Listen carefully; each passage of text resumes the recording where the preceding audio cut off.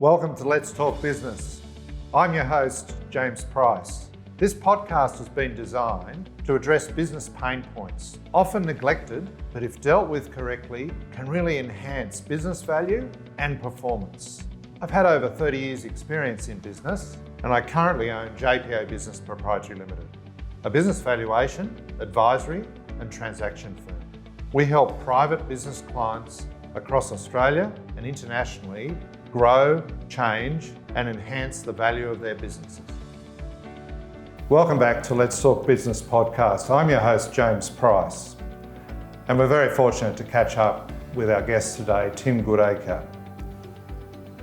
Tim's a marketing and international commodities trading expert, building brands, particularly in food and agribusiness products around the world. He's had senior roles both in leadership and as a change agent in government, industry, private business, and publicly listed business. Most recently as chairman of Scales Corporation, an agribusiness based in New Zealand, listed on the New Zealand Stock Exchange with sales over 500 million New Zealand dollars. Tim, it's great to have you with us. Pleasure, James. Yeah, it's pretty special actually. Look, I didn't know that either of us were this old, Tim, but I think I've known you 3 decades. Oh, I think you've miscalculated there, James. It can't be that long, but yeah. Look, I think I have, Tim. And you know, just to bring the viewers into the picture, like a good friend, I've participated in teams that you've managed, and we've had the pleasure in our business to have you as a client on various assignments. So I was just adding it up this morning and I was thinking, yeah, surely it couldn't be 30 years, but it's around about, yeah?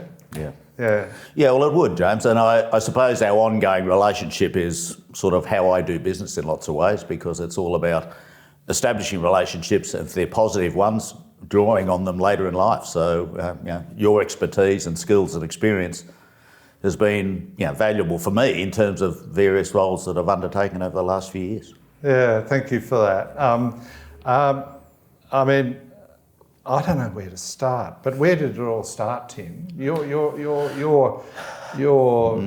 early career was in government, wasn't it? Yeah, I was in I'm not sure what it's called now, but it was the old Department of Agriculture in Canberra, and I was there for nearly 15 years, and in policy areas, mostly horticulture and grains areas of the department. And it's where I guess I learnt my trade about, I learnt how to, I guess, advise ministers and consult with various leaders of industry around developing and implementing government policy.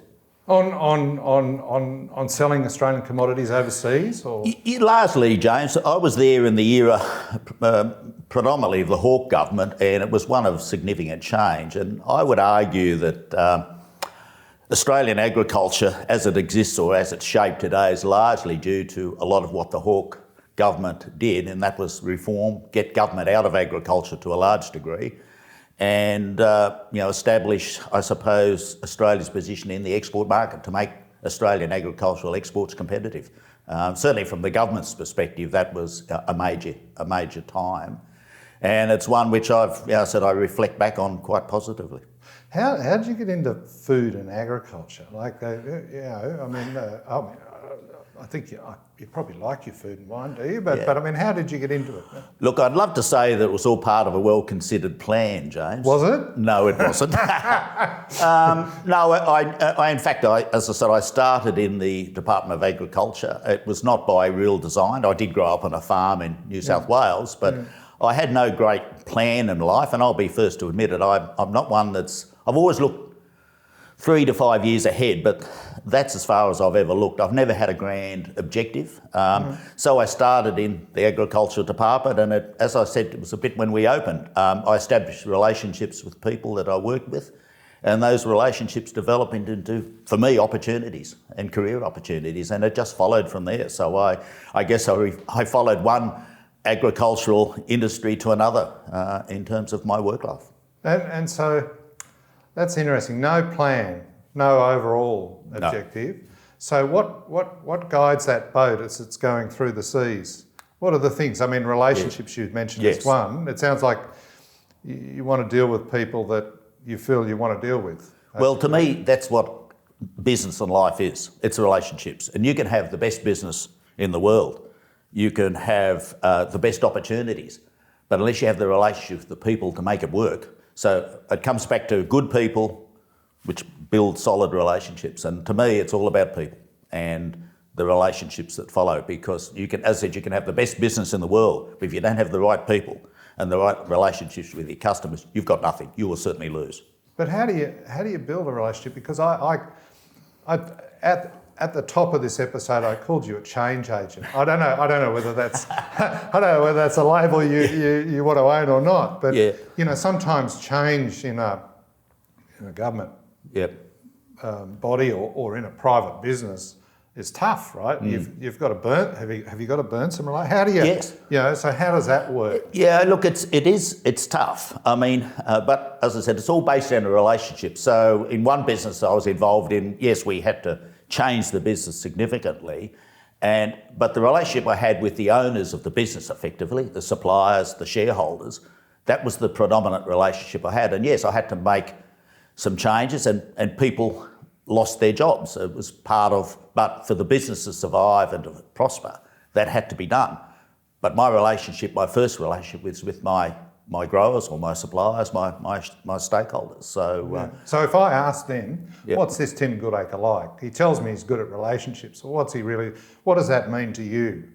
What are the things that they would characterise you as having? How did they experience you, Tim? Well, that's a good question, James. Well, I think I listen. I try to work with people and understand what they want, what their needs are, and then I sit down and really think about how that's going to be delivered. And as I said, I will put some time about in terms of what those objectives are, what is in the interests of the business, for example. And yes, if it has to involve some hard decisions, well, I do them. Do I like it? No, I don't. Of course I don't. No one does. Well, some people may like significant change where people's lives are affected. But I really look to the end objective, which is a better business and ultimately for the people involved, a better place to work. And but yeah, I hang on to relationships. I really do cultivate them, and I manage them, not the right word, but I maintain them to actually deliver those out, because you can't make change on your own. I've been in a business where I was the CEO and I had to make some significant changes, and I really didn't have a whole lot of support around me in terms of my management team, but I had terrific support from in this case, the growers who owned the business. And they were the relationships that I relied on. But no, it wasn't easy. No. But as I said, you look for the end objective. It's the right thing to do. I often say to people, and I still say it now in anything, that if we're making a decision, is it the right decision? Can I go home at night and sleep quite comfortably knowing I'd made the right decision? Now, it might be a very hard decision. And yes, in some instances, people's lives are adversely affected. But if it's the right decision overall, and I can sleep at night, and I often ask, if we make this decision, are we all going to go home and sleep at night knowing it's the right decision? And that's what guides me, I suppose. That's interesting. So, I mean, you've been CEO or board director or chairman of very large multi-million-dollar companies in food, with international sort of sales. I guess, do you make those decisions based on gut or based on analysis, or how does that flow? Because sometimes there's gaps, right? It's not. There's almost a risk in some of those decisions. I mean, what sort of a player are you in that sense? Well, I get the best advice. As I said, I have relationships.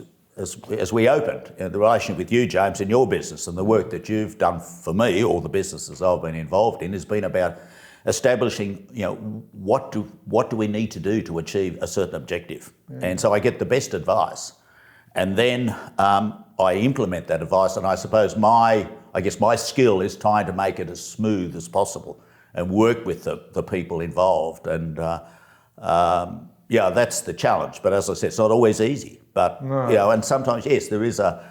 You sometimes stop and think, well, gee, is this right? And you think, well, I've got the best advice available, and yes, in my own mind now, I feel as though it's the right decision to make, so I'll make it. Now, are they always right? Of course, they're not always right. But if you can go back and say, well, I got the best advice, I stopped after that and thought about it myself.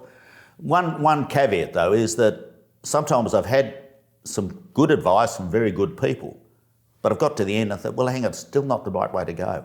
And sometimes I've still followed the advice, and I've looked back since and said, no, it was the wrong. I actually should have taken my own advice. And that's interesting. Normally, it's not a complete.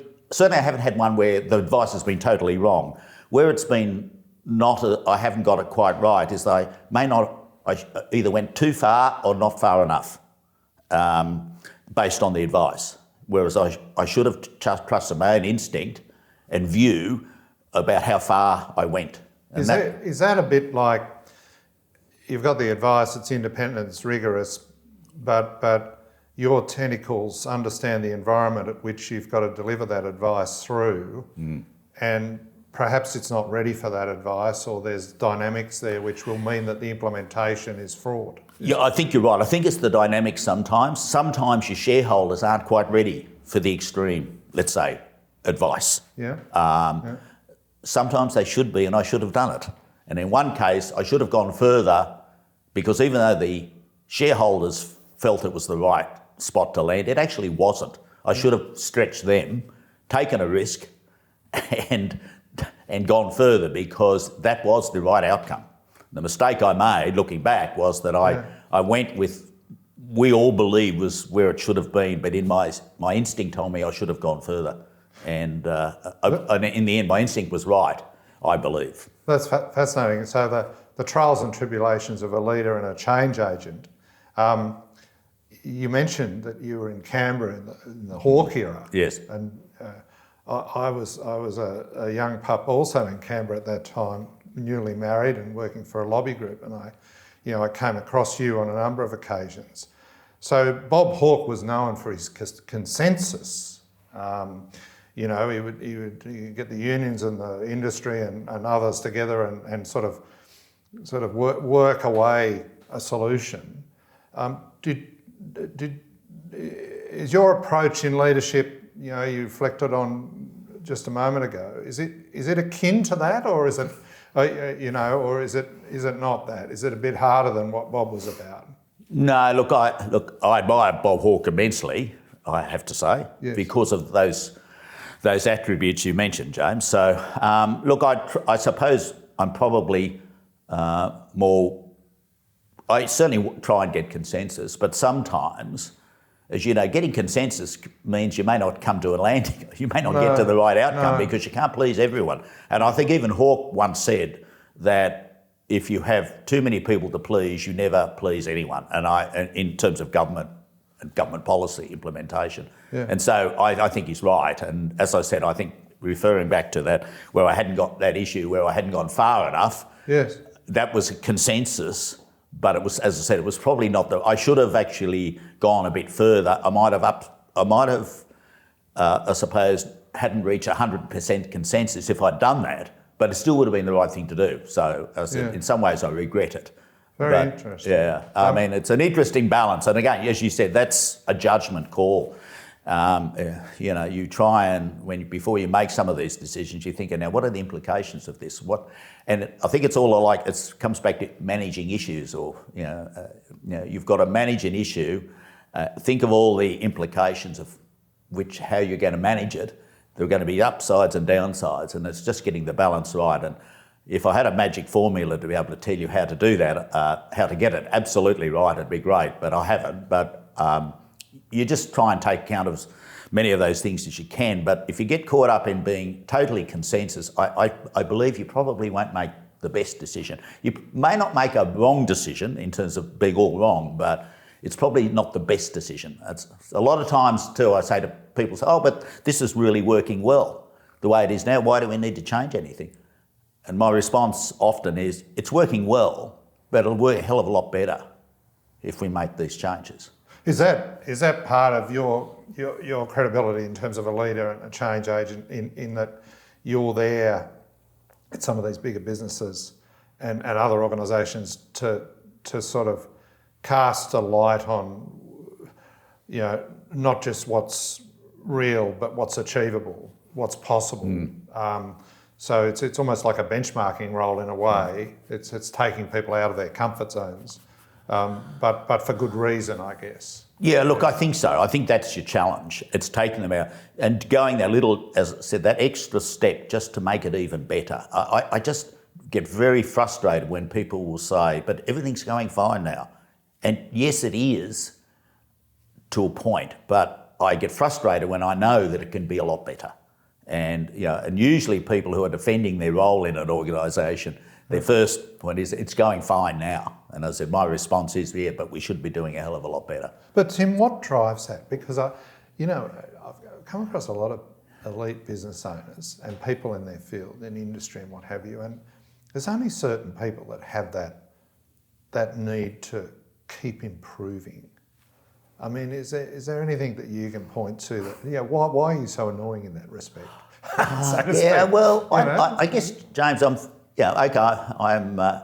at the latter stages of my life, but I still like change, and I think change is exciting. I think it, and change creates opportunities. Yes. And I'm not saying you change everything for the sake of change, but there's always, I don't know, what I've always felt is always something better to achieve if we do it a bit better. And usually, if you look at your stakeholders, it might be your shareholders, or your suppliers, or your customers, they're never 100% happy. No. So, you've got to say, well, if they're not, these guys aren't happy, what can we do to make them happy? There's always room to... There's always room to improve. That's what I keep saying. You might be travelling well, but you should always be saying, well, could we be doing better? And I said, often, you read in the newspapers or hear on about this business that's going well, and I can't understand why people are not happy. Well, you think, well, hang on. Or a business owner will say, oh, look, it's all fine. No, I don't have to do it. Everything's terrific now. Well, I'd be looking at that business and saying, well, might be for the moment, but surely not everyone's happy. And so in all the businesses I've been to, again, agriculture, the growers, government, your end customers, really are the three of them happy. So you've got to start looking for ways to try and improve things. And also I think it keeps the people in the business focused on what they can do better. Yeah. And I often would always say to everyone, I like to get to know the people in the business from the bottom to the top. And even as chair of Scales, I got very involved in the business to the point of I would go to meet customers, and I'd sometimes deliver some of the harder messages, or the messages where we wanted to keep some of the direct line managers away from the implications of that, because it might impact that relationship they have with the customer.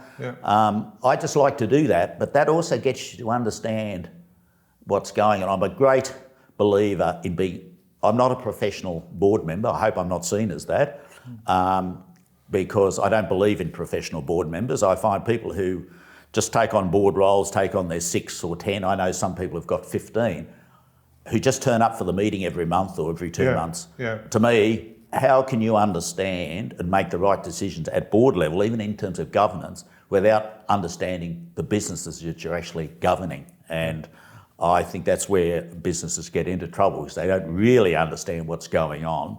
I've learned that because I've been in business where that's happened, as you well know, James. So I understand the lines of governance.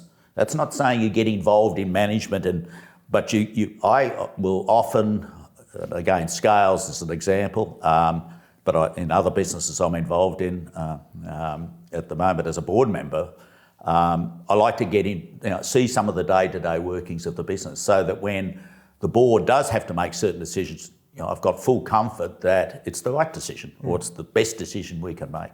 So, as I said, I'm not a fan of people who just turn up every month or so for their board meeting, and they might read their papers, but I still don't believe they can make decisions relating to those without understanding how the business functions day to day. Interesting. I'd like to tease out the governance piece a little bit. I mean, you've been involved in some large businesses from a governance perspective on boards.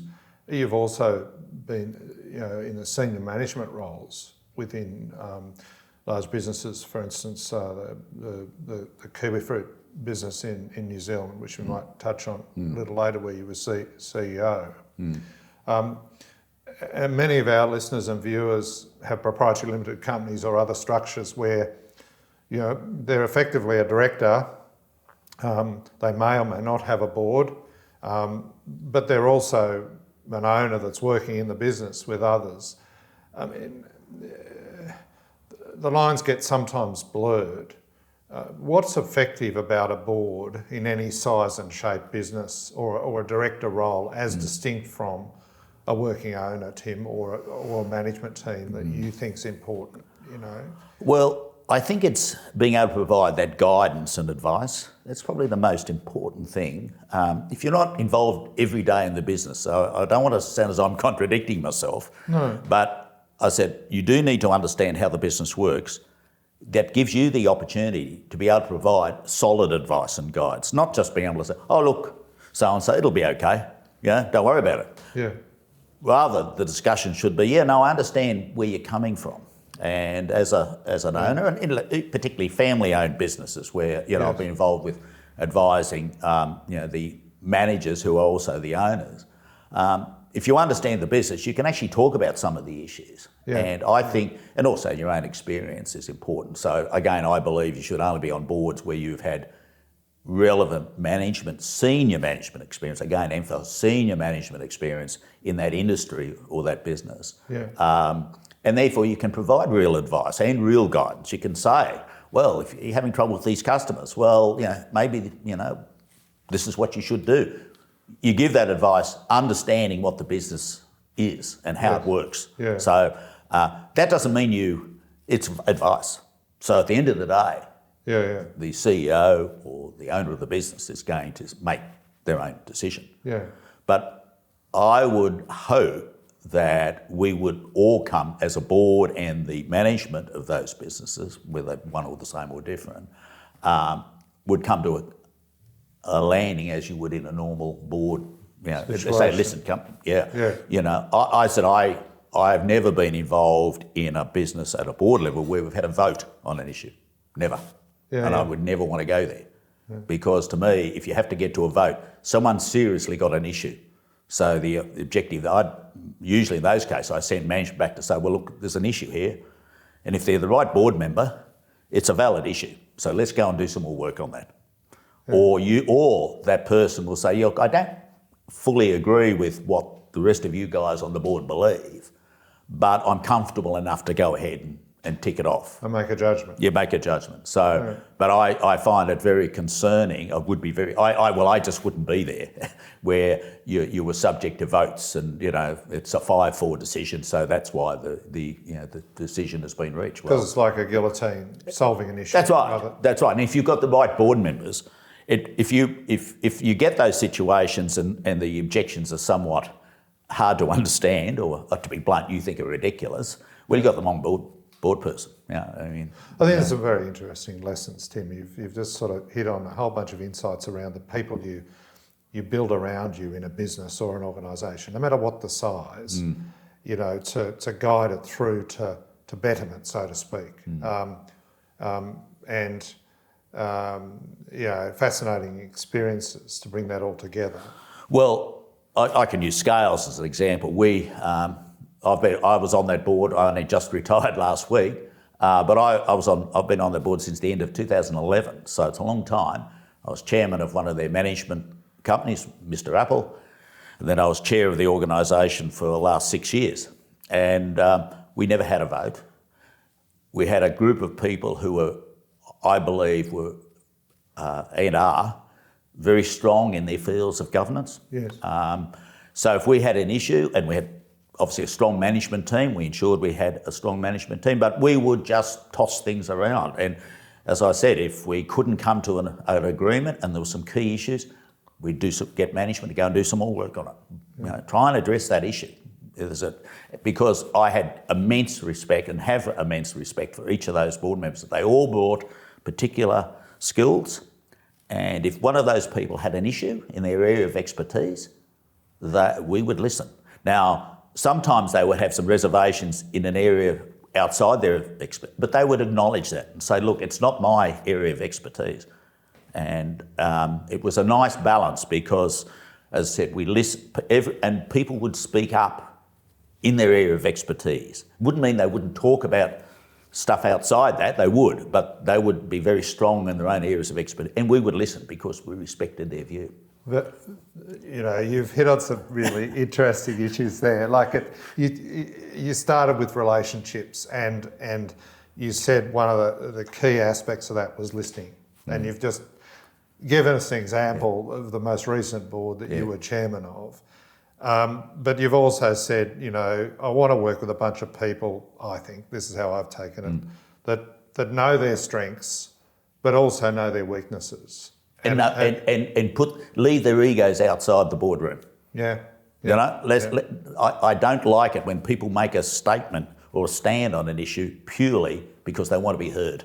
Yeah. Purely want to be heard. Yeah. The issue itself is irrelevant for them. Well, I don't want to work with those people. And and at my stage of life, I choose not to. I don't have to, and I won't. And so I think that's I'm also chair of a sort of a private company. It's a kiwifruit business exporting kiwifruit to Australia, and it's the shareholders are the big players in the kiwifruit industry in New Zealand, and a number of them own their own businesses, and they all of those people are committed. It's their livelihoods which we have a major effect on, and they're also on the board, and we listen all to each other, and it can be very intense, some of the discussion, but we always come to an understanding. Again, it's the relationships we have, the respect, as I said, the egos.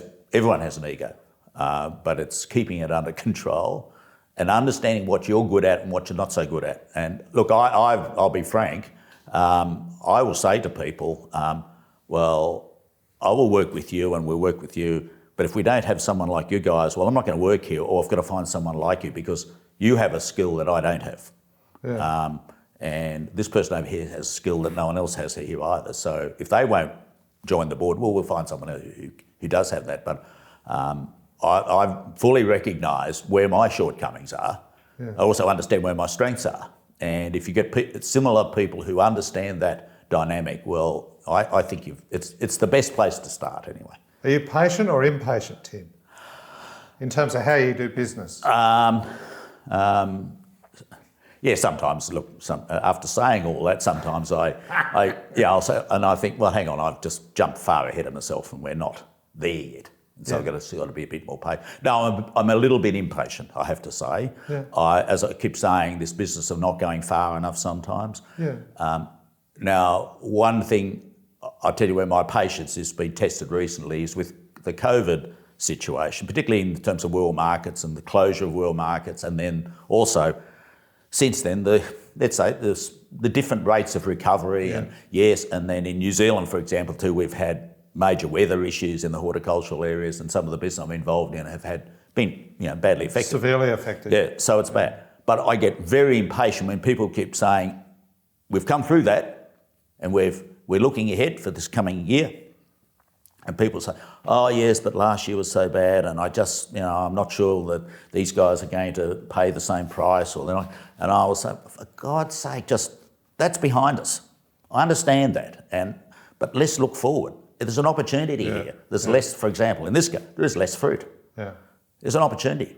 The buyers are still there. Yes, they mightn't have the same purchasing power they did pre-COVID. We don't know that yet, but at the moment the signs are looking good, so let's take advantage of it. Now, it might sound mercenary and all, but that's, but you're forward-looking, right? That's what you've got it, because I think one of the things as a leader of a business, whether it's a chair or CEO or senior management, is you've just got to bring people forward. And I'll give you an example. In the apple business, start of COVID, and our season harvest season started. So it would have been 2020, and the season starts, harvest about late February. Yes. And of course, at that stage, when things all were going to custard, the question was businesses were shutting down effectively, people were staying home, the government restrictions. And in New Zealand, we got an exemption to harvest the fruit. So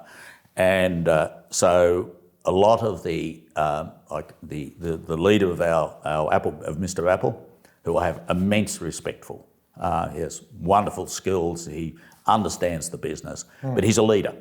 And this example to me showed it. He got all his orchard managers into a room and said, look, we're faced with it, we can now harvest the fruit, but obviously there's the option for people not to come to work.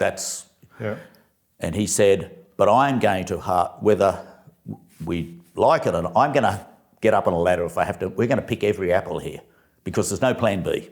Yeah. We can't not pick. We've got to get this stuff. You're either with me or you're not. If you don't want to, that's fine. Go home, that's fine. But those that are, we're going to go out and do it. And the initial reaction of people was, oh, I don't think I want to do that. Yeah. After he had finished saying what he said, they all went out and the harvest was completed very successfully. Yeah. Now, no one was put in any risk.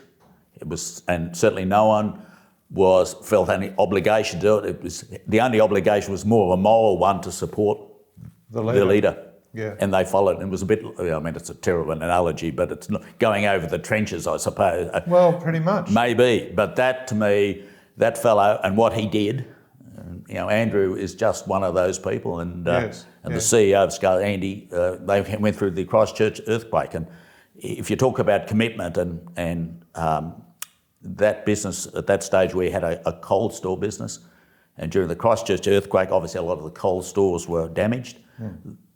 Those managers of that business, that Scales business, without being asked, went into work soon after the earthquake, moved all the product out of the damaged cold stores into ones that weren't damaged. We didn't lose one pallet of produce.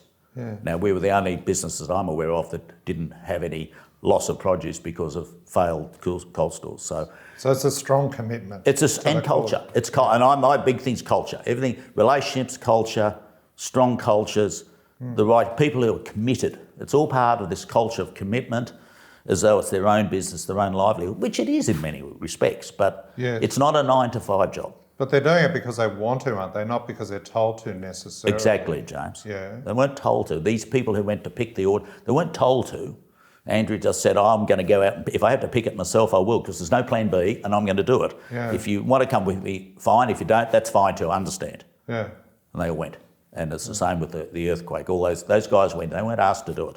They knew that they needed to get in there and do it to help the business. Which, don't forget, some of those people, and I suppose maybe I don't know whether it's typical or not, but many of the people I'm talking about have been in the same business for 20 years. Yeah. So I'm also not a believer that people stay too long. Not necessarily. The right people, you keep them as long as you possibly can. And it's having an environment where they can refresh and improve over time. They do, and I think that's part of the board's role, is to make sure they do refresh. And I think you must be there and push them. I mean, in the Apple business, I'm very strong on the branding and developing the business offshore. After my Zespri experience, inshore representation is so important. Understanding your customer is so important. You can't do it from thousands of kilometres away. Yeah. You've got to be in the market doing it. So but that's all about pushing the business to change. Yes. And Mr. Apple has moved from being an exporter, reasonably strong brand, a very strong brand, but hadn't really taken advantage of that in the market. So it's moved from being a supplier of fruit to wholesale markets in Asia and Europe to now having direct retail relationships and having people in market and having branding activities in the market itself. So I'm a huge believer in all that. But that's the board's role, is to ensure that people who know the business inside out and have been with it for some time, that's the advantage of those people. But to capture the advantage, you've got to make them also start looking to do things a bit differently and a new way of doing it. And that's where the board comes in. That's where those specialist people around the board are important. See, I think that's that's a real insight. In a big company that has the benefit of board and different expertise, perhaps being a catalyst for some of those enhancements. But thinking about a smaller business that might have one or two directors, there's still a heavy weight and an onus on those directors, I think, to do the same thing. There's no reason why they can't be the agents for change. They've got to step beyond the day-to-day tools to do that. But there's still an opportunity to do that, I think. Oh, absolutely. Yeah. It's no different to me. In fact, it's probably easy to do. In some respects. I think so, in some respects. Yeah. In terms of the relationship, it's there's only, let's say there's only a few of you, and it's a relatively small business, working, for example, with the CEO who might be the owner of the business. Yeah. Is it really important? But I said, it's getting the right people who that CEO can have respect for. Just moving into that, one of the things about boards too, I believe, a large number of those board directors need to have been very senior manager or CEO, in my view, because to provide that advice and support, you've got to know what it's like. So when the CEO comes to you and says, I've got this problem, that CEO's got to know that in asking you or whoever is that they understand the situation I'm in. They've been there. Yes. There's no point going to someone that's never done it. Never lived in that trench. Exactly. What's the point? You probably will out of desperation, maybe, and respect. So I'm not being black and white here, but I get what you're saying. It's really important so that because a number of times people say, oh, well, you know what it's like, Tim. You've been there. So there's an ultimate credibility there. Absolutely. It's very important. Whereas again, if the CEO or managing director sees his board made up of all these people who might have a whole lot of qualifications, but none in terms of senior management or the business they're involved in, it's a different relationship. They might, and they have a role. I'm not saying that they do. And Scales had a nice mix of that. But we had people there. For example, the Scales business at the moment, for those that don't know, it's horticulture and pet food ingredients. We also have some other. Yes. They have some other elements, but they're the two key parts of the business. On that board, they have at least one who understands the pet food industry and one who understands horticulture. Yes. So I understood horticulture, and there was another guy there who understood ingredients, and we also had just taken on a new board member of a year or so ago who, again, understood the horticulture business, and I think they'll probably continue with that emphasis. And then we had other people we had a person who was very strong on governance. We had a person who was very strong in terms of financial management, publicly listed companies. So we had a nice balance of skills. As I said, everyone respected each other's strengths. But it's very important to have at least one or two people who understand the business you're actually in. The heart of the business. The heart of the business, who understand the management of that business at a senior level. So Mr. Apple is one of Scales' brands in terms of their Apple business. Tim, you spoke about it before. Initially, it was more of a wholesaler of apple produce to New Zealand, I guess, but other markets as well, Asia and Australia and so forth. But you also spoke about building a brand into the retail side. So, what are the challenges about that? And because I think we value businesses, as you know, and ultimately what we're trying to do is put a hard dollar, often on a whole bunch of things, including an intangible asset called brand and culture and other things.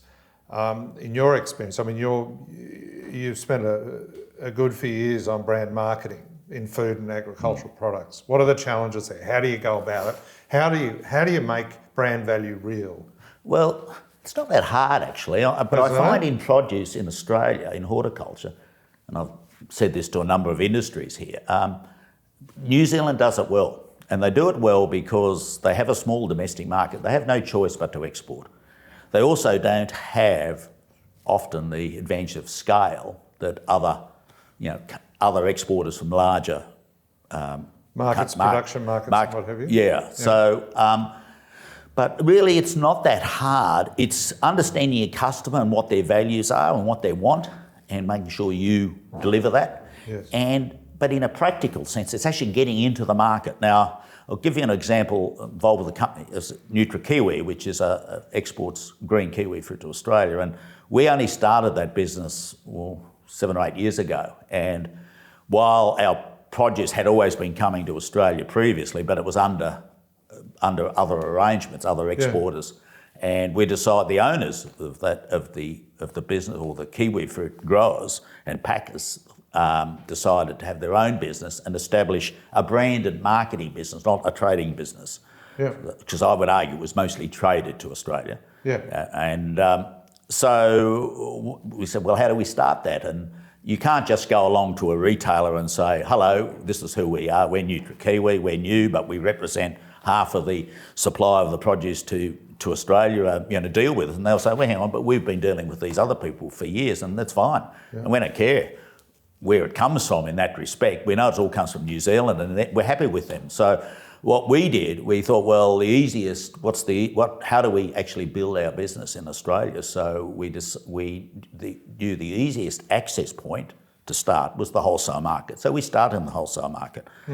But having said that, the wholesale market is not what it used to be, because wholesalers also have a relationship with retailers, particularly the small guys, independent guys. And as you know, James, the independent, certainly in terms of fruit and vegetables, the independents are becoming a bigger player in the Australian market, and they're usually at the higher end of the offering. So they are very big in offering quality and service, and that's why they're able to attract a premium over the big guys.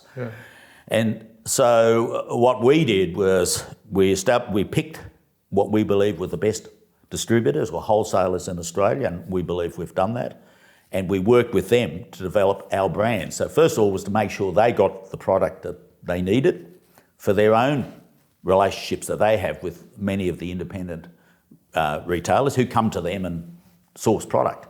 And so, I think that's, a lot of people just think wholesalers just sit there and they wait for people to come along and buy the produce every day.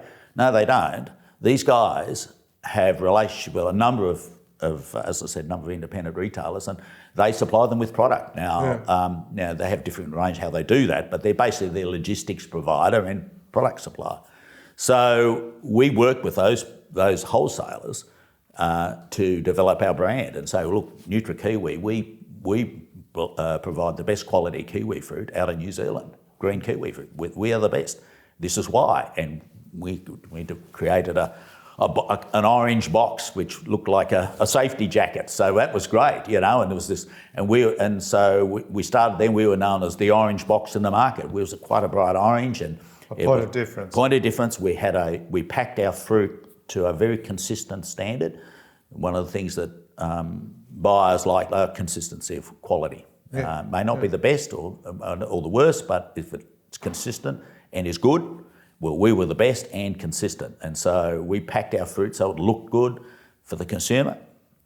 And we started there, and we did a few promotions in the markets themselves. So we've got a launch in the next couple of weeks around Australia. We're launching in all the wholesale markets our product, and we'll do a launch in the morning, and we'll give away a few prizes, but it's all around that brand, and this is who we are. NutriKiwi's back. Our season started, and people come to it. We in Melbourne, for example, via the wholesaler there who we use, at some of our launches we've had 100 people, all from little fruit and vegetable shops to some of the big retailers, some of the independents, and so that's where we started, and I believe we've been very successful, and we extended that now to a lot of the independents are quite comfortable us doing in-store promotions. So we have tastings, and again we have consumer prizes, trip to New Zealand for half a dozen consumers who are interested, who buy the product and respond to a questionnaire, that sort of thing. So,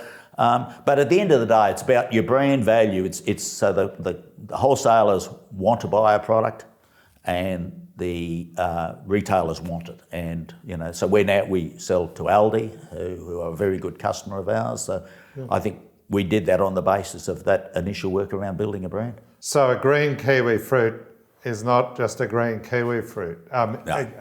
In all that discussion about brand, though, I mean, you mentioned a little bit about spending money on marketing, but it's much more fundamental than that. Well, that's the message I got. It was about look at your value chain and shore it up at every post to make sure they're representing the value proposition that you're trying to deliver to the end customer. Exactly, James. I mean, as I said, we make sure that we pack to, it's a standard, and we have our own standard. We call it Class A, which is a standard we pack to. We deliver to that standard.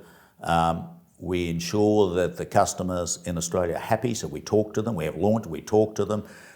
What are we getting right? What are we getting wrong? It's all about, that's what the brand is about. It's an expectation that NutriKiwi will supply me with the product that I need to make the most money in the market and what the consumer asks for. So, yes, and does spend a lot of money? No, it's not a lot of money. You don't have to spend millions of dollars. Our marketing programs are relatively small. Our CEO is very much a one-man band. He visits Australia every month, at least every month. He talks to the distributors. He walks around.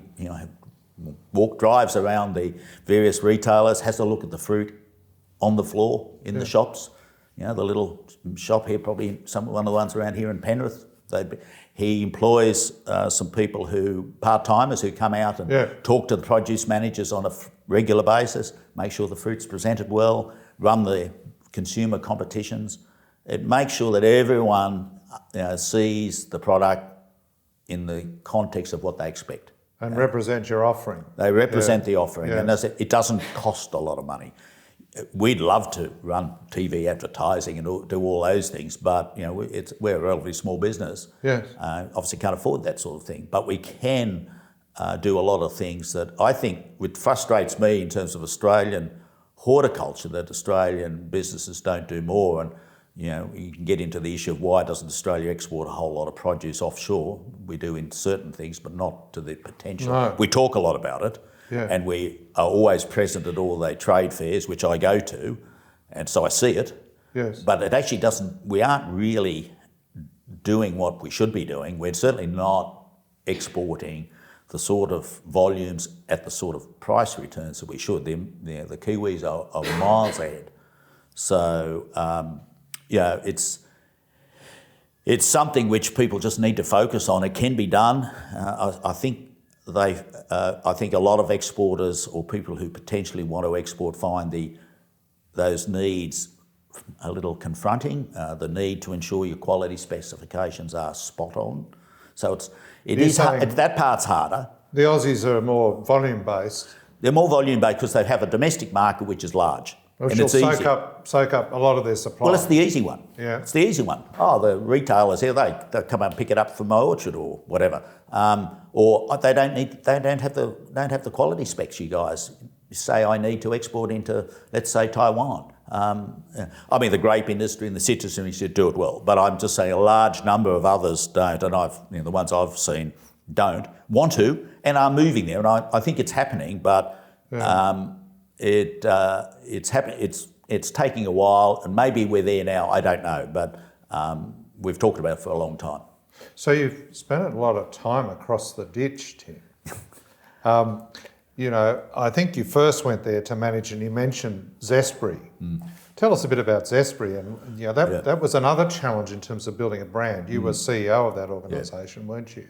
Yeah. No. Look, I'd say up front, it's one of the last legislated single sellers left in the world. So in effect, it's the sole exporter of kiwi fruit out of New Zealand. So it has people here would call it an export monopoly. Yes. But what does that give you?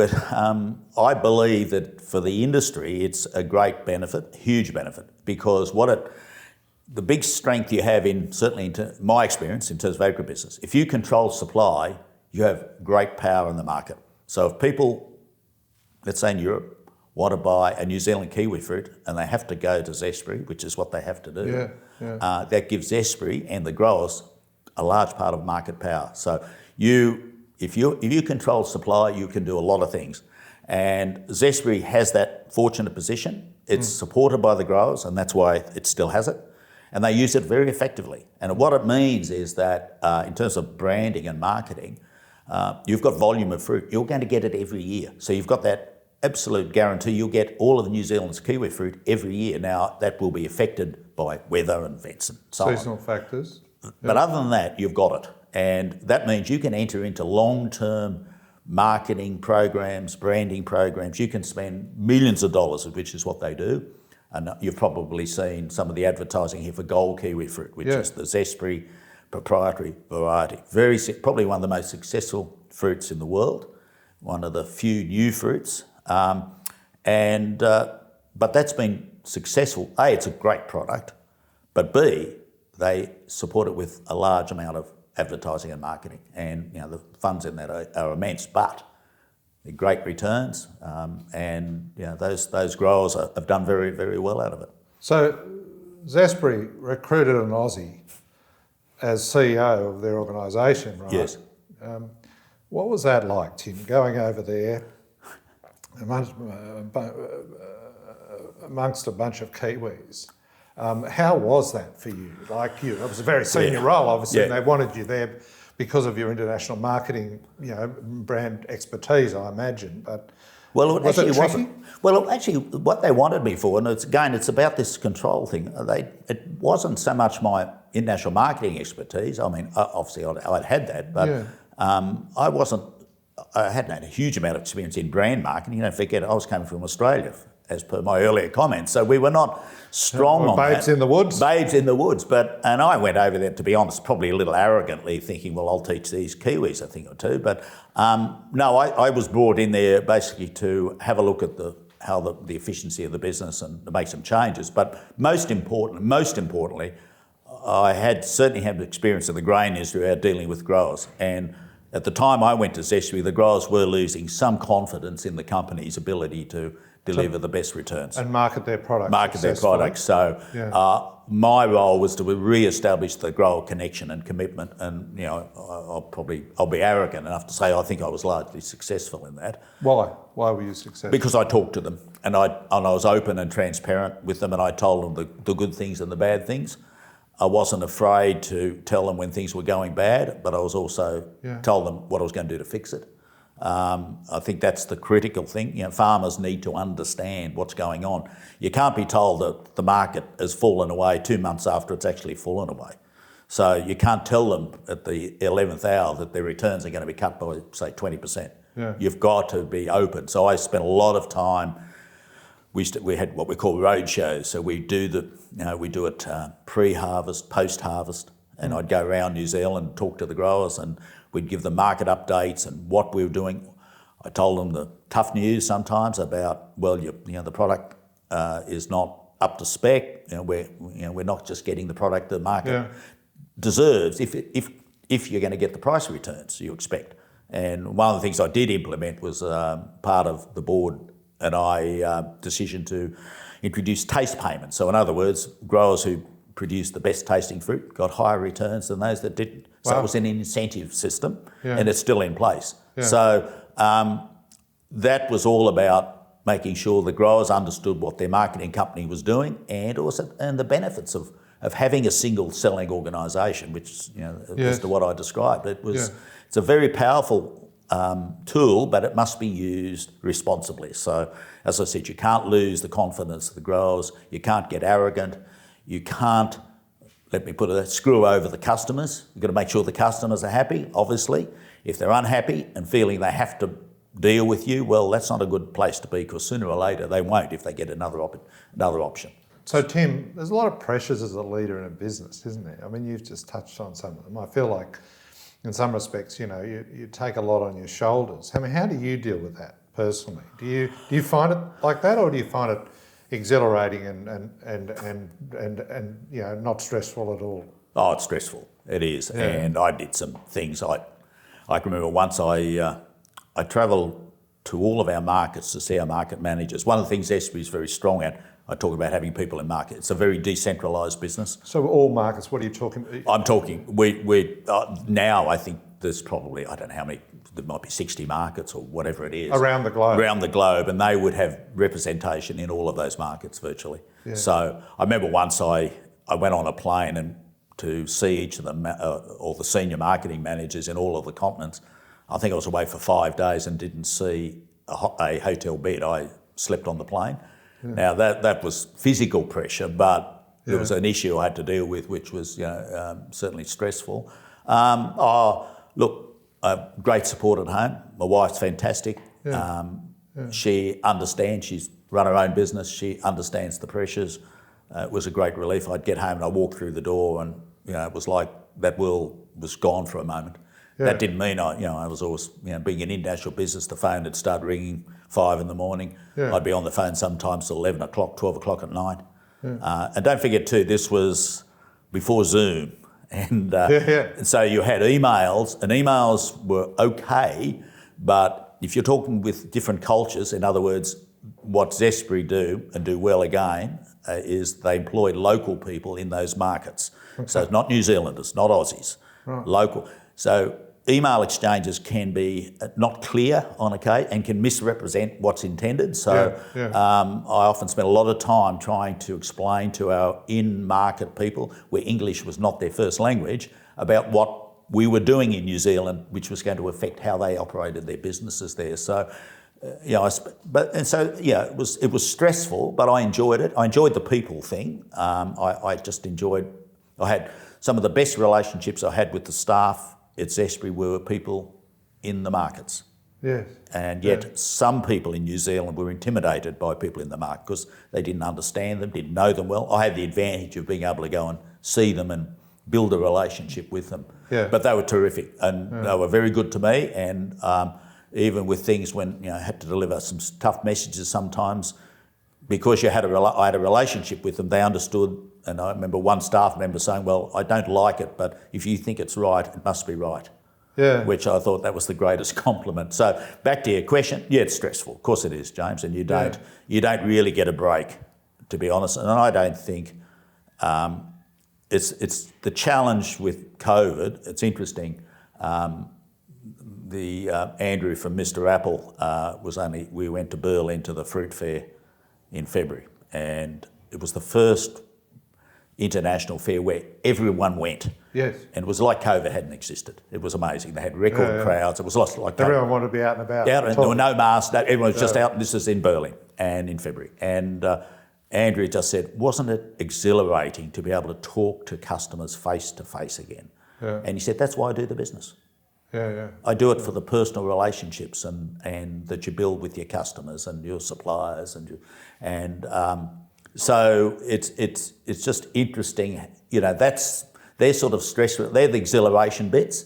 Yes. Sitting on a phone or that is not to be. To be honest, I'm old school. Obviously, Zoom was terrific and it's terrific as a tool for when you need to meet on something.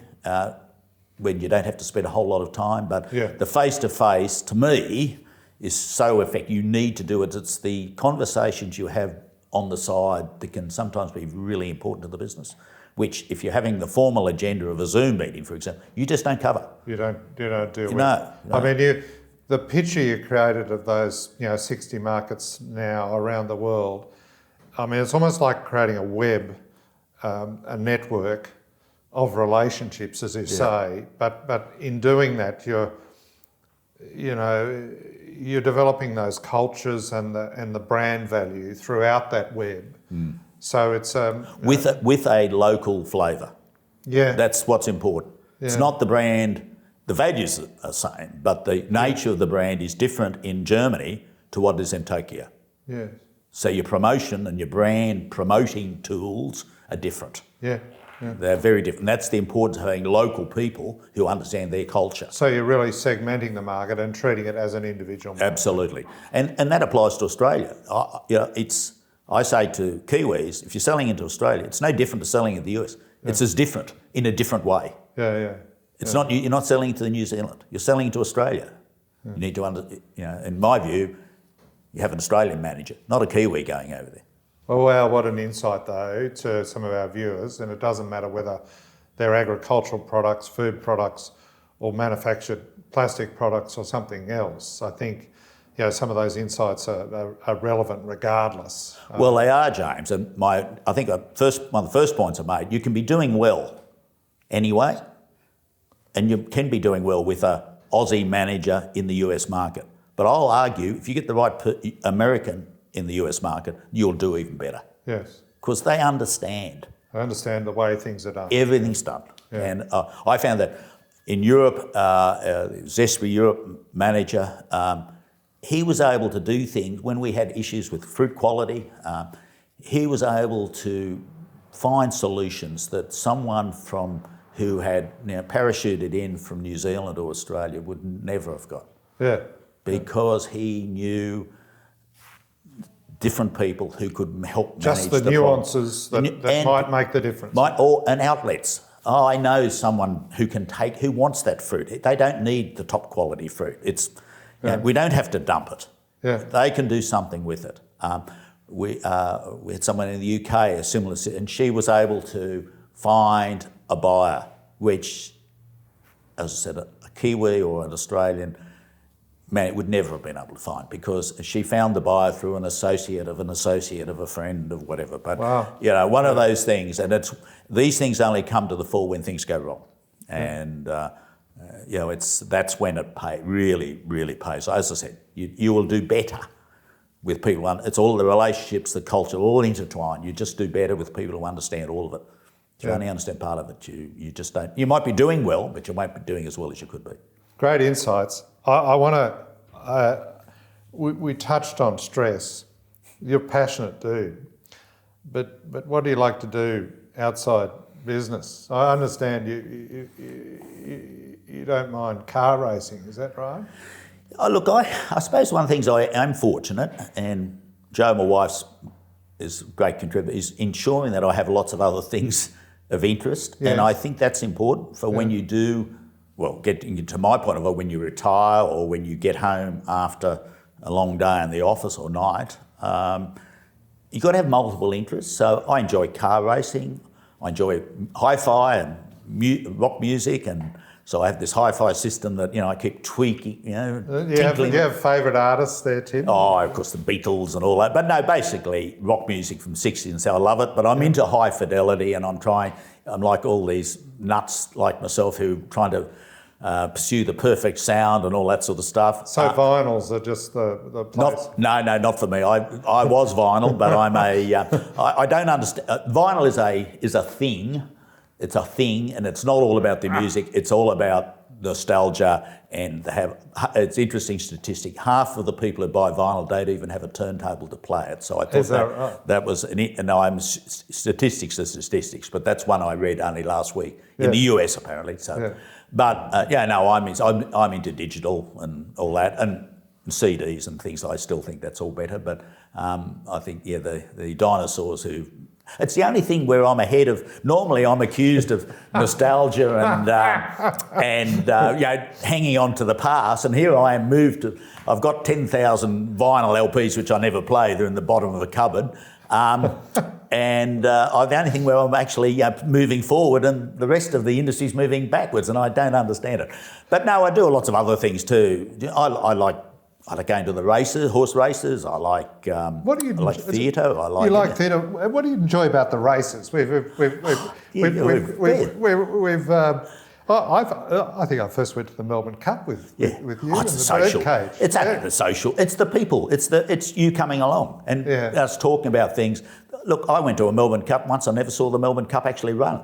Now, someone might have said that was due to the beverages served, and it probably was. But it's an occasion, and it's a bit like the Bathurst car races. I try and go each year, but it's more the event. Yes. And Jo, my wife, who doesn't have a care for really car racing, but she enjoys Bathurst because it's an event, and it's the buzz and it's the atmosphere. I enjoy all that, and I guess that's the business thing too. I enjoy the business because of the atmosphere and the colour and movement, and it's the outcomes are fantastic. It's the celebration, all that sort of thing, James. So the relationship and the social aspect of it. It's all about that. Yeah, that's what I do. I mean, that's what I enjoy doing, and.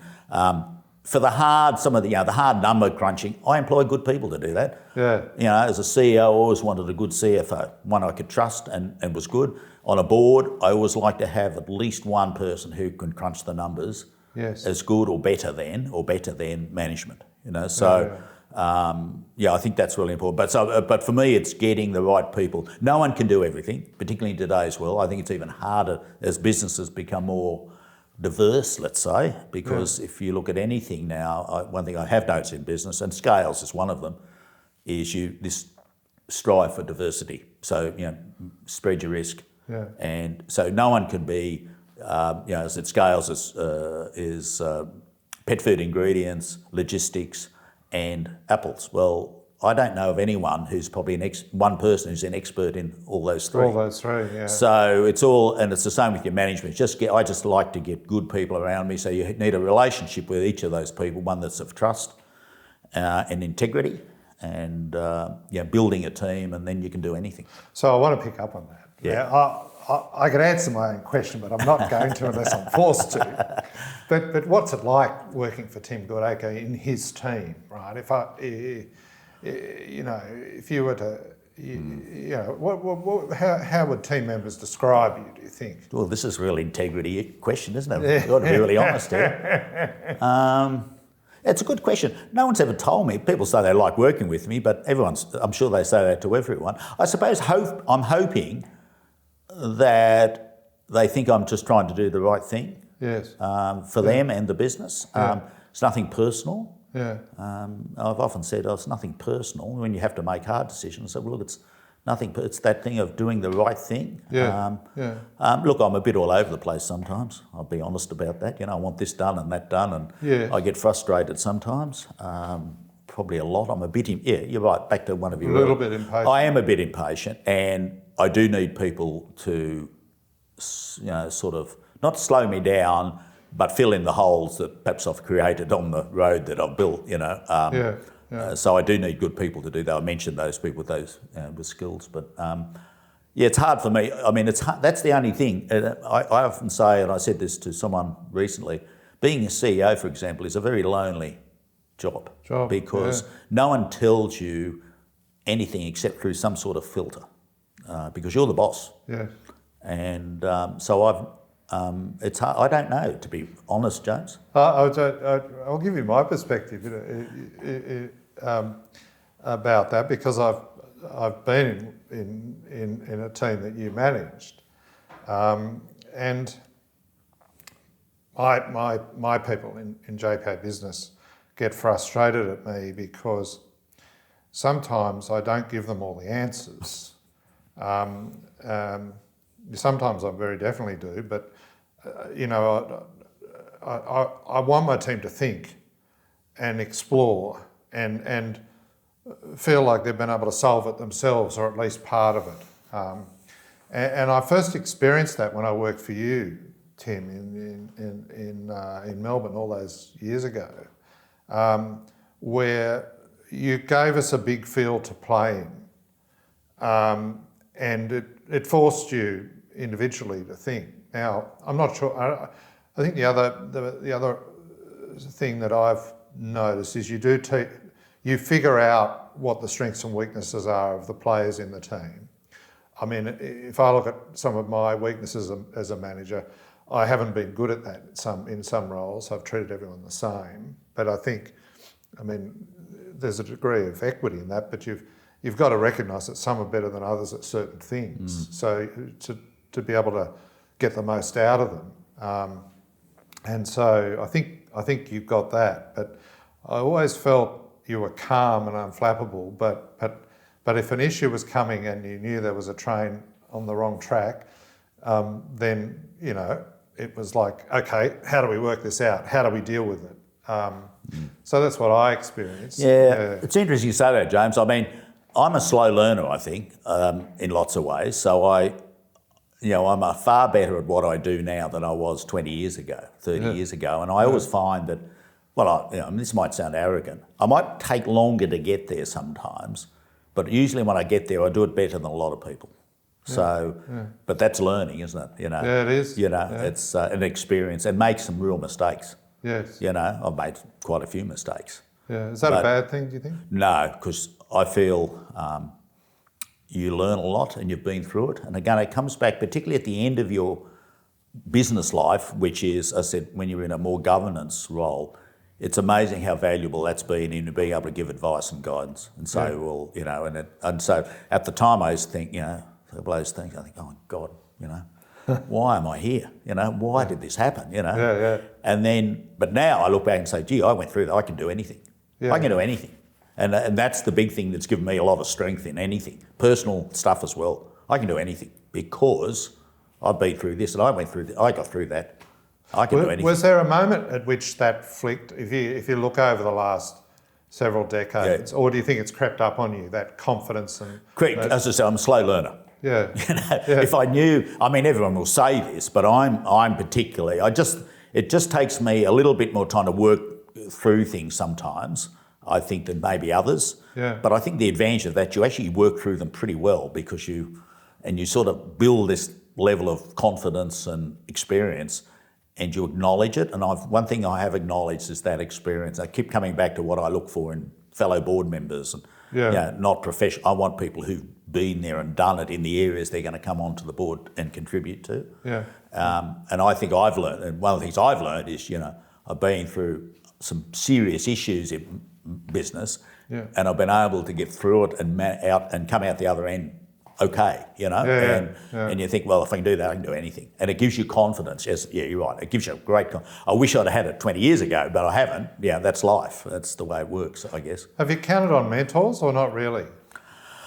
Not really, James. I have to say, I probably I've sometimes looked at people and said, well, they can do it. I can probably do it, but I haven't really because it's mainly because I haven't had that plan. You know, I said I didn't have this. I haven't really. I admire people, and I use people as, for example, on the board or management team for their strengths, and they're probably in a way mentoring me in a way because they're very good. Good at what they're doing, and they'll give me a view on. I think, well, that's a good one. But no, I haven't had mentors. It's probably as much the era in which I went through too. Mentors were not really, they were part of a formal process. I hate these formal processes where... Why is that, Tim? Because I think they're so artificial. And, You know, and I think you build your own relationships. So I think what I should have done was probably done the mentor thing, but done it through my own the relationships I built, or done it on my own account and said, well, look, what I'd rather say, I say to my daughter, who's very smart and very successful in what she does, and I love her a lot. Yeah. She's fantastic, and you know her, James. So, yes, I do. But I always say to her, you find people who you want to get advice from. Look for them. And she's done that. Yeah. That's not a formal process. It might be helped by a formal process in the business, but it's not a formal process. It's something you just got to find the right people to do it. No, I think that there's a real insight of that, isn't it? It's like self-motivation. Exactly. And the discipline to actually carry it out for yourself to get value out of it. I hate box ticking. I hate this box ticking. I hate this artificial. It's one thing I do find really frustrating is that people say, oh, well, I've done that. I've done the course on that. Yeah, but have you actually, what did you learn in the course? That's what I'm interested in. I'm not interested in you doing the course. Tell me what you've learnt. Or if someone said to me, well, look, I approached Joe Bloggs or Mrs. Smith down the road. They're very good at doing this and that. I say, well, that's great. Go ahead and do it, But for people who just say, oh, well, I've went on the course or I've ticked the box, well, that's good, but it's not what I'm still sceptical of that they've actually got any value out of it because they've done the process. You've got to want to do it. I'm happy for you to be shown. People need to be shown that that's something you should do. That's great. Yeah. I think you should be directing people, but going through the process is an art, what I call sort of a. It's artificial, yeah. It's an artificial process, yeah. You've got to want to do it. You've got to be helped to do it, but you've got to make that decision yourself, I think. But how, as a leader and a manager, how do you spark that in an individual? Talk to them and say, look, I've said to people, you need to go on. I've said to one of the Mr. Apple salespeople, I said, you need to go and do this or that, or find someone. Maybe you go on a 3-day course at Harvard or Mount Eliza or somewhere like that. You'll meet some people there and form a relationship with them. If you think you can learn from them, and maintain that relationship, and that's where I think you get real value. And so I think you can. Yes, you can direct people to do it. What I was saying, probably being a bit brutal, I wasn't saying part of your KPI, you must have done, gone on the mentoring course, and you must have. That to me, well, you can put that in, but you've got to back it up with that conversation and say, look, you need to do this, and what about seeing so and so, or anyway. I mean, just to put a little bit more of an example to that, because when I worked in the team that you managed, I felt it was self-directed in a sense that we had lots of talks about the things that we needed to do for the business, but also in terms of my own development, we talked about that. And I can recall where there was an opportunity come up to do a secondment with a financial services business. And one thing led to another, and as a result, you were the broad enough mind to allow me to do that. And then I came back into the business post that. And that really gave me a taste of something that I would otherwise have not had, which subsequent led me to find a way in banking and finance, which I don't know whether it's a good thing or a bad thing, depending on which barbecue you're at. But I think it's sort of creating that atmosphere or environment where people, want to test themselves, want to better themselves, want to try new things, want to ask what's behind the door. That's, I think, the role of your manager. So as I said, it's not a box ticking thing. It's something that should be part of the ongoing relationship you have with your people and talking to them. I love giving them advice and suggesting things they need to do, which includes mentoring. Well, maybe I'm the mentor, but I haven't had much. I didn't actually get much mentoring, but I've probably done more of the last 10 years, more mentoring than anything else in many ways.